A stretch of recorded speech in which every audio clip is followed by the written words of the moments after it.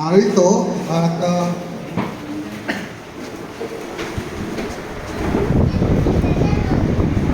behalf of Jesus Christ the Founder Church and Ministry, kami po ay kahit lamang ay mati sa pamilya ng Udila na Laing Nancy at po ay Sir Harry at Manugang Grace at si Maring Nancy aking anak asawa taga Santa Rosa at sa uling gabi ng namin ito ay isang malaking pribileyo na kami ay makapagayan sa tao. Paging ang mga ganitong sitwasyon kung saan may nagdadalamhati ay maaaring gamitin ng Diyos upang mahayag ng kanyang salita. Sa Ecclesiastes, mahalaga sa paningin ng Diyos ang kamatayan ng tao. And sa gabi ito ay kayanin nyo na makapag-share kami na konting kalaman, ganun naman sa salita ng Diyos, ganun naman ang kalakasan para sa mga. Ang kamatayan ay isang bagay na tinatatakutan ng marami. Ayaw nila ng kamatayan. Kung bagong araw, ito ay tabu. Ibig sabihin, hindi pinag-usapan. Pag pinag-usapan ng kamatayan, magagalit yung matatanda. Ito ay isang bagay na pinakaiiwasan ng lahat. At ang kamatayan ay isang bagay na nagiging kontrobersyal sa isang mga tao. Sa gabi ito, makita natin, malaman natin yung patutuhanan patungkol sa kamatayan.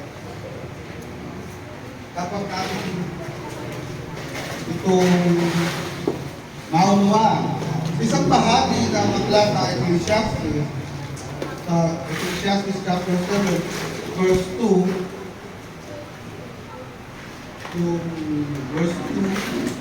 Sabi ko, it's better to go to a house of mourning than to go to a house of feasting. Because that is the end, death is the end of every man. And living, they seek to life. Sabi ko nito, sa uling bahagi, ang kamatayan daw ay ang katapusan ng lahat ng tao. Ibig sabihin, lahat ng tao ay aabot sa kamatayan. At dapat natin sa puso o sa isip o pag-isipan o sa mas madaling salita, dapat natin paghandaan. Ano?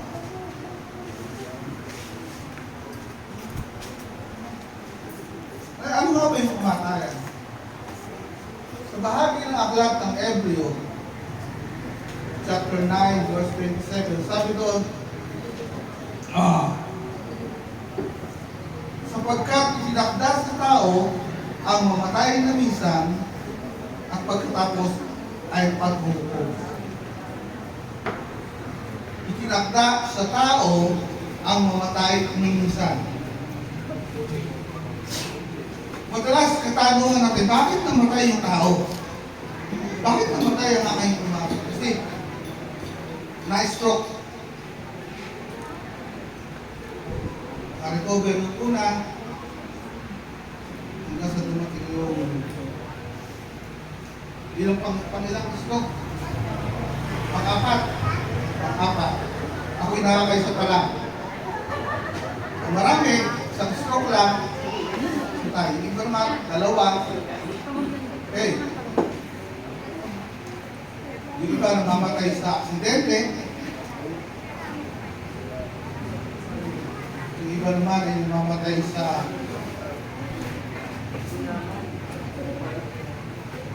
mga bagay na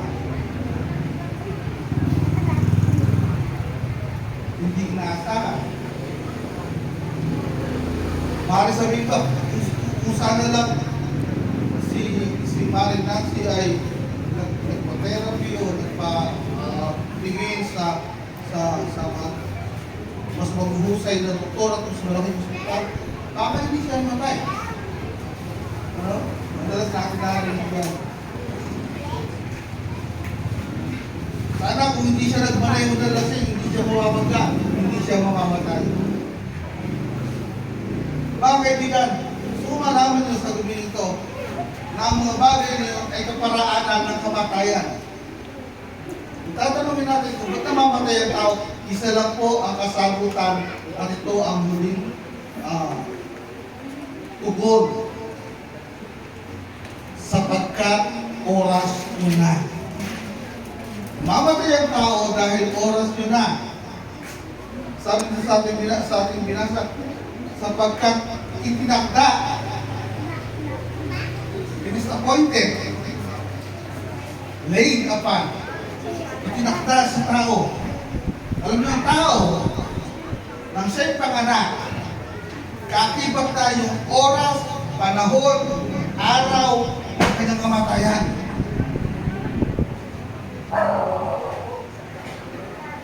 Yun yung oras niya na. Ito'y itinakda sa tao. Unang katotohanan, death is inevitable.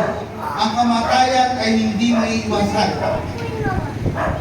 Walang makakaiwas sa kamatayan.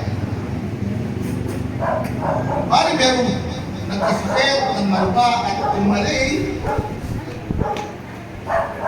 hindi siya namatay, dahil hindi pa niya oras. Hindi niya naiwasan yung kamatayan. Hindi pa lang na oras. Dahil sa katotohanan, ang kamatayan ay hindi maiiwasan. Ano man ang kalagayan mo sa buhay, gaano ka man kayaman, katalino, maraming pera, hindi ka may liligtas ng mga bagay na yan pag dumating yung oras na ikaw ay mamamatay. Maraming mayayaman, kakasakit, pumunta pa sa Amerika o sa ibang bansa kung saan may magagaling na doktor upang doon magpagamot, umuwi, umabalik ang Pilipinas, patay din. Maraming mayayaman. Diba? Marami tayong kilala, mga artista, mga politiko na nangamatay. Eh, ang dami nilang pera para magpagamot. Yan yung isang katunayan na pag dumating ang kamatayan sa buhay ng tao, walang magagawa. Walang magagawa ang iyong salapi. Walang magagawa kahit ang pinakamahusay na doktor. Sapagkat ang kamatayan ay tinakda ng Diyos, hindi ito may iwasan. Ito po yung unang katotohanan ng kamatayan. Kapag ka meron ng matay, huwag na po natin sisihin yung doktor. Kasi mag-uusay yung doktor eh. Kaya tuloy, ayan, namatay. Mali-mali kasi yung ginawa sa pasyente, kaya namatay. Mas madaling tanggapin yung ganitong sitwasyon kapag nalalaman natin na wala tayong magagawa pagdating sa kamatayan. Ito'y hindi maiwasan sapagkat ito'y itinakda ng Diyos sa bawat tao. At ito ay darating sa lahat. Walang tao na hindi mamamatay. Lahat tayo ay mamamatay. Pangalawang katotohanan, ang kamatayan ay hindi katapusan. Pag ang tao namatay, hindi doon natatapos ang lahat.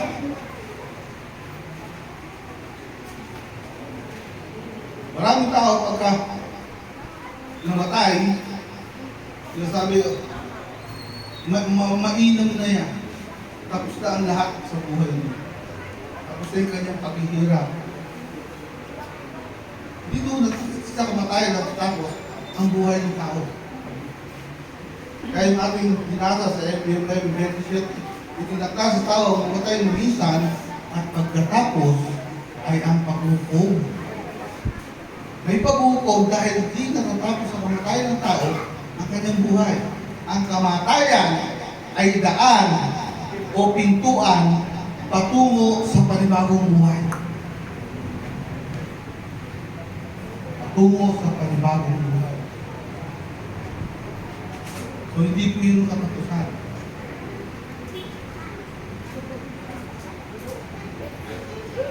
Alam natin lahat, tinuro sa atin, kahit kung bata pa tayo, kahit kung namatay, dalawa lang ang patutunguhan mo. Sa langit o sa impyerno. Ano ba yun? So sa langit, magpakabait ka, sabi ng matatanda. Magpakabait ka para pag ikaw ay namatay, mapupunta sa langit. May pagsalbahe ka, siyempre, mapupunta. Ano? Masipa ka, araw-araw para ikaw ay mapupunta sa langit. Ang kamatayan ng tao ay daan tungo sa buhay, panibagong buhay. Sa buhay na walang hanggan, sa langit, sa piling ng Diyos, o sa habang panahon na pagturong sa Satan. Yun ang pupuntahan ng mga namatay. Kaya, kinaktas tao ang mga telamisan pagkatapos paghukom. Sa lahat ng tao ay hukuman ng Diyos. Pananagutan natin, ating ginawa dito sa mundo ito.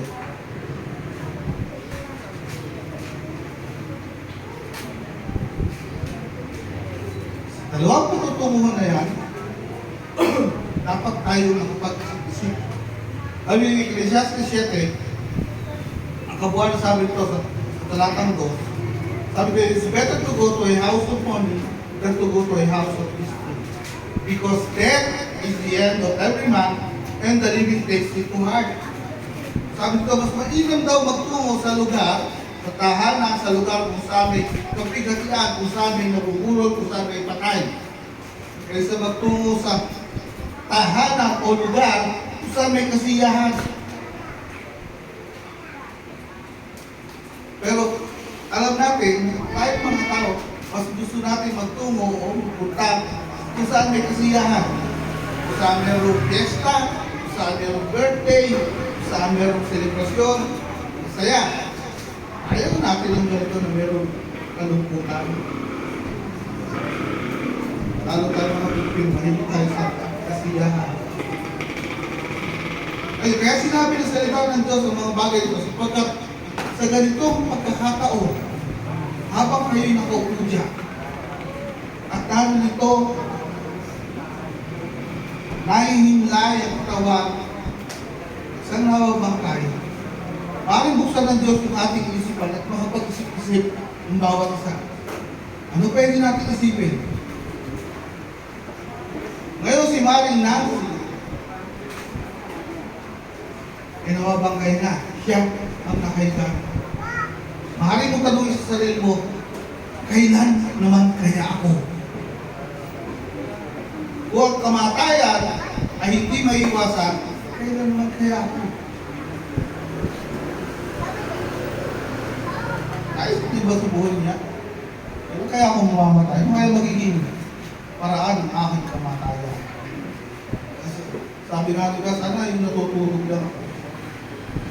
Hindi ako magpira. Napapag-isipan ba natin habang tayo nakaupo dyan? Ngayon siya nandiyan. Paano pag ako? Sabi na Ecclesiastes 7, ang kamatayan ay katapusan ng lahat at dapat nating paghandaan. Isang bagay na nakakalungkot sa panahon natin sa mga tao, maraming bagay silang pinaghahandaan na hindi sigurado. Pinaghahandaan yung buhay nila na kinabukasan, hindi tayo nakakasiguro sa ating kinabukasan. Hindi tayo nakakasiguro tayo yayaman. Hindi tayo nakakasiguro tayo ay pabubuhay pa ng mahaba. Isa lang ang sigurado sa buhay ng tao, siya ay mamamatay.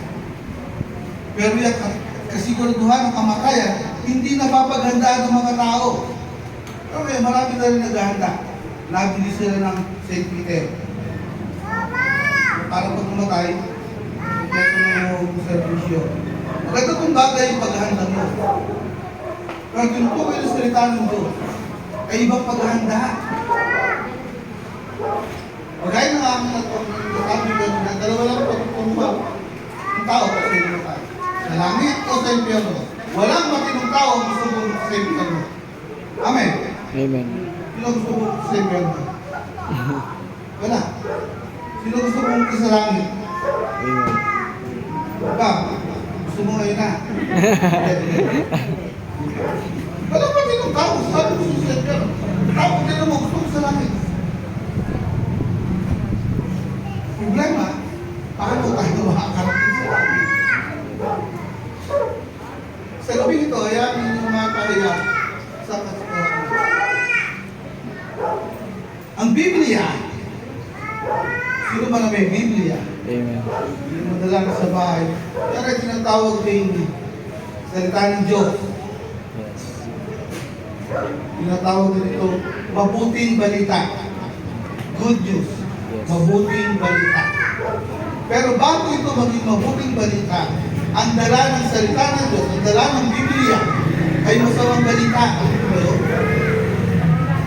Bakit masama? Dahil nasusulat sa aklat ng Roma, ay sinulat ni San Pablo sa 3:23.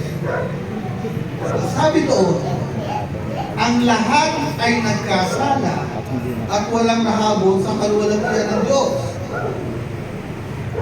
Ibig sabihin, ang lahat ay makasalanan. Ayaw po ba tayo dito? Andun po ba tayo doon? Lahat ng tao makasalanan? Sino dito hindi nagkasala? So, agad tayo lahat makasalanan. Pag sinabing lahat, lahat mula sa unang magulang, Eva at Adan, hanggang sa huling isinisilang ng bata, sa mga oras na ito, taglay ng tao ang kasalanan. Yan ay milan natin unang-una. At hindi lang yun, natural sa tao na siya ay makasalanan. Hindi siya makasalanan dahil siya nagkakasala, kundi nagkakasala siya dahil siya, ang tao ay tunay na makasalanan. Bata pa makasalanan ang tao.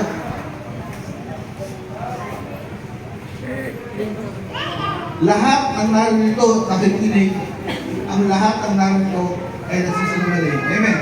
Yes. Sino hindi nagsisinungaling? Di ba? Nakatunayan nun. Ang bata ka, mali pa. Kahit hindi mo tulog o sinungaling, nagsisinungaling yan.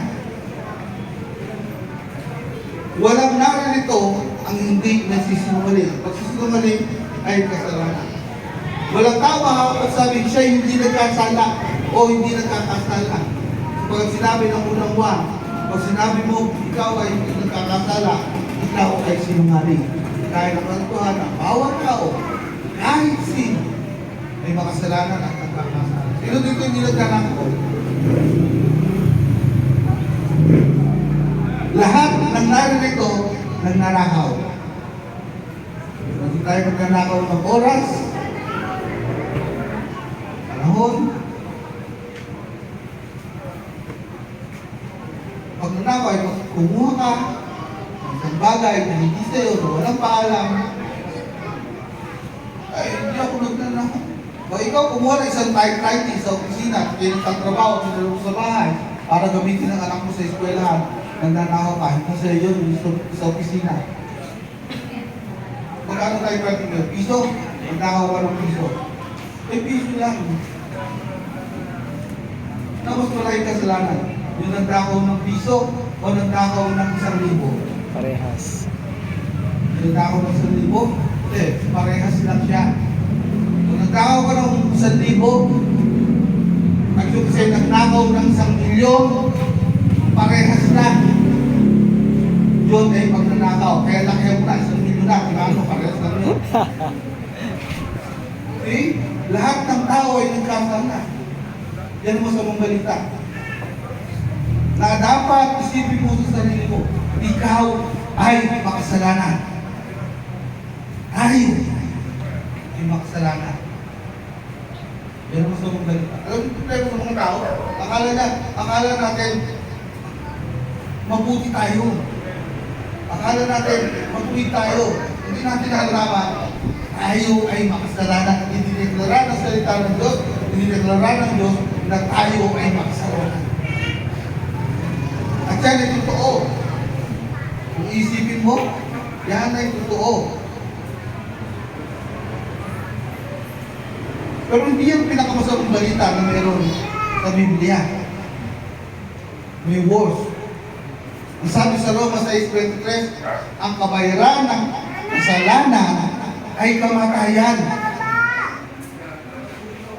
Kung tayo makasalanan, at lahat ng tao ay makasalanan, ang kabayaran niya ay kamatayan. Sa Biblia, may dalawang uri ng kamatayan ang tinutukoy palagi. Ang una ay ang kamatayan pisikal. Ano itong kamatayan pisikal? Ito yung paghiwalay ng kaluluwa sa katawan.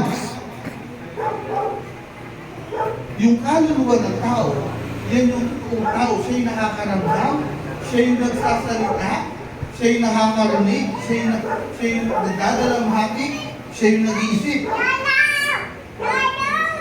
Ang katawan ay lalagyan lang ng kaluluwa.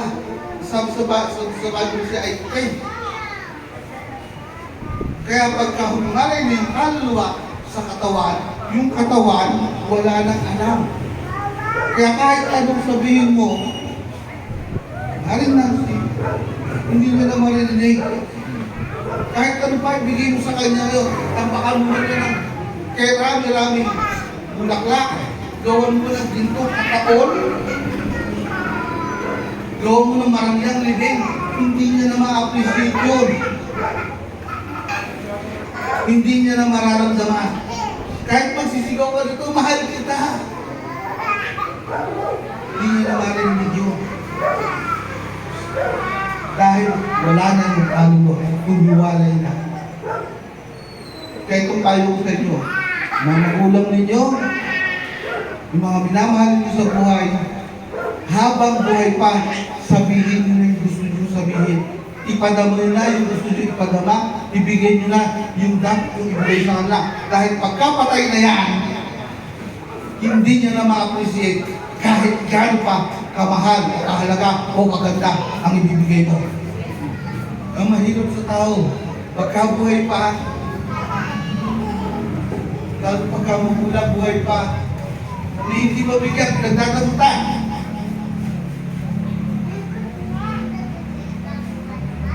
Gusto mag-Jollibee, ayaw, gasto. Pero pag may sakit na, hindi pwede kumain, lahat ng pagkain dadalhin. Pakakainin, hindi pwede. See? Pagpatay na, lahat ng klase ng bulaklak na nandyan. Nung buhay, hindi gumamela, hindi mabigyan. Pagpatay na, gagastos ng malaking halaga para lang mapakita na mahal nila at magago yung burod ng minamahal. Samantalang nabubuhay pa, hindi maibili ng damit na maayos. Pag inuwali na ang kaluluwa ng tao sa kanyang katawan, wala na siyang alam. Kaya kahit pag-ungawa ka, humingi ka ng tawa, pahayag mo yung pagmamahal mo, hindi na yan mamili. Dinadaya na lang natin ang ating sarili. See? Kaya habang buhay pa, mahalin niyo magulang niyo, mahalin niyo yung mga minamahal niyo, kapatid niyo. Dahil pag wala na yan, lakbon na. Kahit pa mag-ungawa ka niya. Ay kalawang kamatayan ay yung kamatayan espiritual. Ano yung kamatayan espiritual? Yung kaluluwa ng tao na humiwalay sa kanyang katawan ay habang panahon mapaghiwalay sa presensya ng Diyos. So mas mababaw na paliwanag, pag siya'y namatay ng makasalanan, hindi siya makakarating sa langit, siya'y magbubulid sa impyerno. Yung ikalawang kamatayan. Kamatayan espiritual. Kaya ang sabi ko, ang kabayaran ng kasalanan ay kamatayan. Simple ang paliwanag nito. Pag ikaw'y namatay ng mga kasalanan, mapupunta ka sa impyerno. Paano ngayon tayo makakarating sa langit? Tayo sinasabi ng salita ng Diyos na lahat tayo makasalanan at kabayaran nito ay kamatayan. Tayo mapupunta sa impyerno. Mga kapatid, hindi natin kayang bayaran yung ating mga kasalanan. Hindi natin maililigtas ang ating sarili. Pero dahil ang Diyos ay mapagmahal, sabi sa 1:3-6, sapagkat ganun lang ang pag-ibig ng Diyos sa lahat, kung kaya ibinigay niya ang kanyang bugtong anak, ating Panginoong Isus, upang kung sino man ang sumampalataya ay huwag mapahamak, kundi magkaroon ng buhay na walang hanggan. Kaya balik tayo sa Roma 6:23, ang kabayaran ng kamatayan, ang kabayaran ng kasalanan ay kamatayan, subalit ang kaloob ng Diyos ay buhay na walang hanggan sa pamamagitan ng Kristo Jesus. Ang Diyos ang nagbibigay ng buhay na walang hanggan. Ito'y biyaya niya, ito'y regalo niya sa tao. Ang kailangan lang sumampalataya. Amen. Walang ibang daan patungo sa langit kundi ang ating Panginoon Diyos. Siya'y nabayubay sa krus ng Kalbaryo. Binigay niya ang kanyang sarili upang siya'y mamatay at ipataw sa kanya yung kaparusahan na dapat ay kaparusahan ng tao. Siya'y nagbayad ng ating mga kasalanan. Siya yung tumanggap ng parusa para sa ating mga kasalanan. At kung papanampalatayaan natin ito, ibibigay ng Diyos ng libre, ibiyaya niya yung kapatawaran sa ating mga kasalanan, yung buhay ng Diyos. Kung tayo sasampalataya at magsasisi sa ating mga kasalanan. Sabi ng 14, yan. Yan po, 14:6, Jesus lamang ang daan. ako ang daan, Ang buhay. ang katotohanan at ang buhay. Walang sino mang magparoon sa mga kundi isa po ang magitan ko. Mga kapatid, gusto malaman nyo sa gabi ito, walang ibang daan sa langit kundi ang ating Panginoong Isus. Amen. Wala. Hindi yung ating mabubuting gawa. Hindi ang pagsapit sa isang relihiyon. Kahit ibigay mo ang kayamanan ng mga dukha, tumulong ka, hindi ito makakapagbayad sa iyong kasalanan. Sapagkat ang itinakdaan ng Diyos para magbayad ng aking kasalanan ay walang iba kundi ang aking Panginoon. Lahat tayo alam natin yung istorya ng kanyang kamatay. Siya napako sa krus. Kung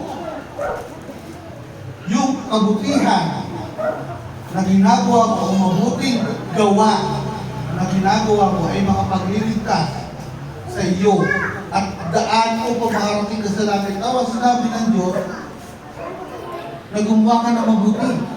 Magpakabait ka. Sa patayan ko, punta ka na sa langit. O yung pagsisimba mo, kahit araw-araw, kung yan ay sapat, yung sinabi ng Diyos, magsimba ka. Sigurado mapupunta ka sa langit. O yung pag-anim mo sa isang reliyon, hindi sinabi ng Diyos, kumanip ka sa reliyon na yan, maliligtas ka. Pero hindi ganoon. Dahil kung mga bagay niya ay mapagliligtas sa tao at mapagdadala sa kanya sa langit, mababaliwala lahat ang sakripisyo ng Panginoon doon sa krus ng Kalbaryo. Anong halaga ang ginawa niyang pagpumakasakit kung pwede naman tayo magpakabuti at makakarating tayo sa langit? O pwede tayo sumapi sa reliyon at makakarating tayo sa langit? Anong silbi ng kanyang pagpumakasakit sa krus? Wala. Pero dahil ang mga bagay na yan ay hindi makapagliligtas sa atin at hindi makakapagdala sa atin sa langit, dahil walang ibang daan kundi ang ating Panginoon. Siya'y namatay para sa ating mga kasalanan at nabuhay na magulit pagkatapos ng tatlong araw upang tayo ay mapatawad sa ating mga kasalanan. Mga kapatid, yung ating binasa, itinakda sa tao mamatay ng minsan, pagkatapos ay paghuhukom. May paghuhukom sa tao. Lahat ng tao ay haharap sa Diyos upang hukuman. Ano yung ating ginawa sa ating buhay? Mabuti ba ang pagkakas? Walang makakaligtas. Lahat tayo. May maaaring itanong sa sarili mo sa ganitong sitwasyon, okay mo mamatay. Ano mo mamamatay? Ano ang mangyayari sa akin? Sa langit kasi sa langit ang daan sa Panginoon. Yun ang katapunan sa Diyos. Kung ay sa sampalataya, sisiyan ng iyong kasalanan, maaaring pagkaloob ng Diyos yung buhay mo lang sa kaligtasan para sa iyo. Balik kung hindi, sigurado yung pagbuko. Dalawang bagay kung bakit pinapahayag ang mabuting balita ng kaligtasan. So, kung umawain natin, dalawang bagay. Una, para doon sa mga sasampalataya, para sa kanilang kaligtasan. Ito yung pagtawag sa kanila. Pangalawa, upang ang tao ay walang ikatwiran sa harapan ng Diyos pagdating ng paghukom. At hindi aksidente na ngayong gabi ito ay narito ako at nagpapayag ng salita ng Diyos sa inyo. Sa lahat ng nakapakinig ng salitang ito, wala na kayong dinadahilan. Pagharap sa Diyos, hindi niyo pwedeng idahilan na hindi ninyo alam kung paano makakarating sa langit. Hindi niyo pwedeng ikapilan na hindi niyo alam na kailangan sumampalataya, magsisil sa kasalanan at sumampalataya sa Panginoong Jesus. Hindi niyo pwedeng ikapilan. Bakit? Narinig niyo sa gabing ito ang salita ng Diyos. Kaya hindi pwede sabihin, hindi ko alam. Panginoon na, kailangan pala akong magsisi sa akin, mga kasalanan. Hindi ko alam bakit mga kasalanan. Hindi ko alam na kailangan ko sumampalataya sa Panginoon. Ito totoo sa'yo, sinungaling ka. Doon sa Lamayan, merong pastor na nangaral. Nandoon ka, napakinggan mo, pero ano ang iyong ginawa? Kaya pinapahayag ang salita ng Diyos, ang mabuting balita, para sa malilitas at para sa mga mag-religion.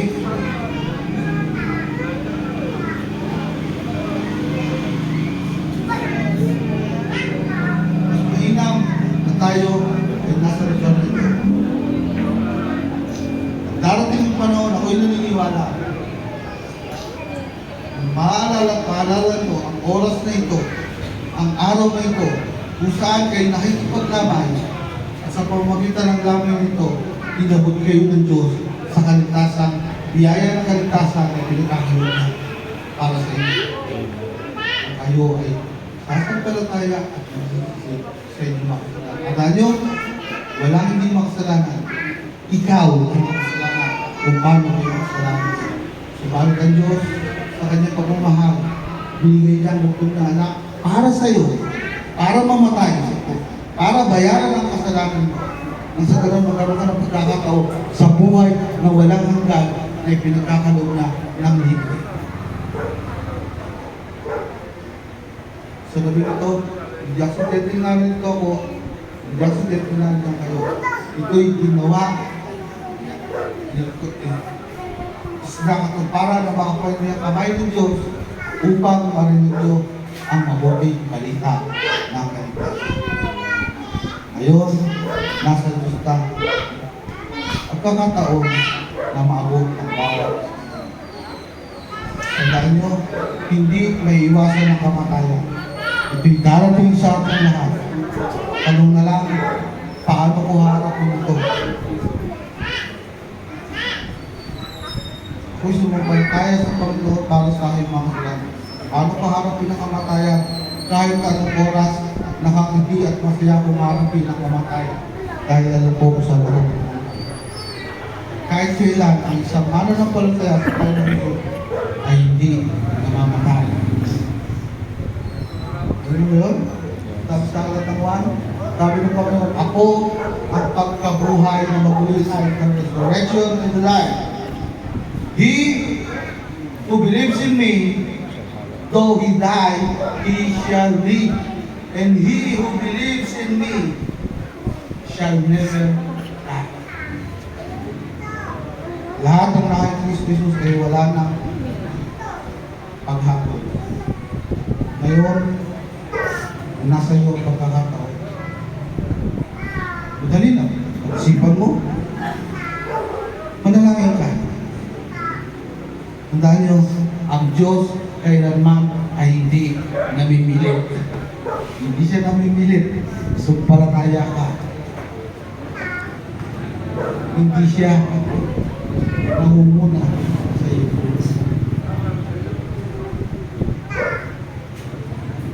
Pero, sasisiguraduhin ko sa inyo, pag sino paghukom, walang sino mang makapapanagunan sa harapan ng Diyos. At tao kumatay ng isang, mamamatay tayong lahat, sunod ay paghukom. Pag-isipan natin sa pagkatamatayan ay katapusan ng lahat. Tahong ito, mabuksan ang ating isip sa huling gabi ito, habang tayo tinutunghay, isang nababangkay, paano ako? Maraming salamat sa gabi ito.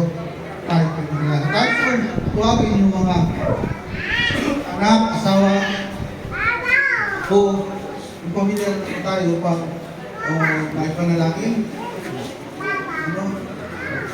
Wala kami may papakot ko lang panalangin at pakupot kayo.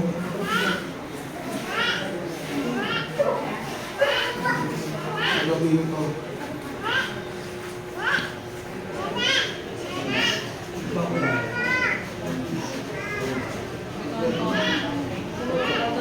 Ito.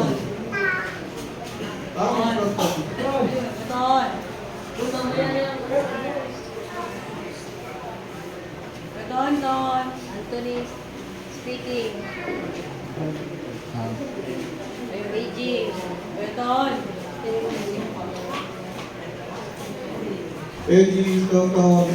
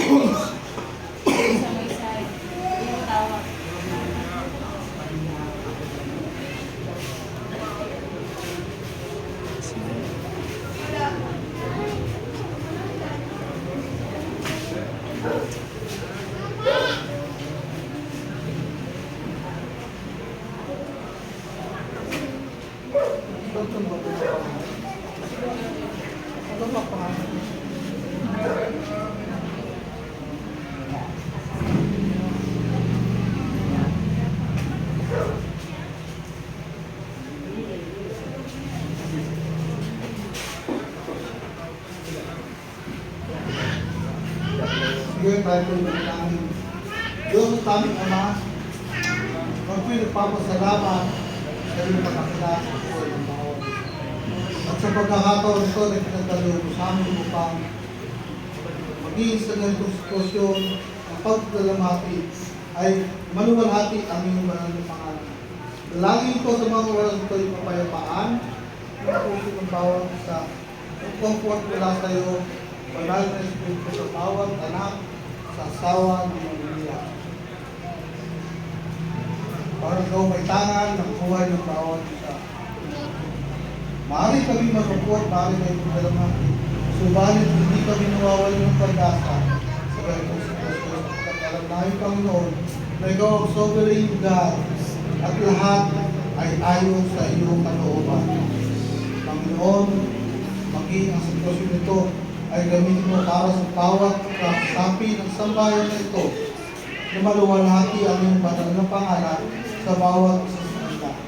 Panginoon, ikaw ang nagsabi na hindi magbabalik sa iyong mga labi ang mga salitang tawag mo, na hindi nipis na sa katuparan ang layunin kung bakit ito nasambi. Panginoon, ikaw ang nagsiligtas. Ikaw ang tumatawad. Ikaw ang umaabot sa amin. Kahit sa gabi ito, abutin mo bawat isa sa kanila, Panginoon. To your mighty Holy Spirit, keep them comfort of the Lord God. Kung saan mo ang isip nila, puso nila. Sa ganun, Panginoon, hindi mo wala ng kabuluhan ang mamatayan ng kanong ina. Bagkus, Panginoon, ito'y maging daan upang makilala ka nila, upang ikaw ay paglingkuran nila. Panginoon, abutin mo ang buhay ng bawat isa sa kanila. Patuloy, pagpalat biyaya, ipagkaloob ayon sa iyong kalooban sa bawat isa sa kanila. Maaaring mabago yung sitwasyon ng kanilang buhay dahil sa kawalan ng ina. Subalit, Diyos, ikaw ang Ama na patuloy namin kang patuloy at lahat kasama. Sa iyo kami hawak, sa iyo kami kukuha ng kalakasan, sa iyo kami aasa ng pagtudan.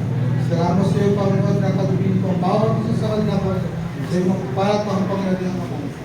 Hawakan mo sila ulo, pagdating ng iyong biyaya. Salamat po sila sa pangalan ng Diyos.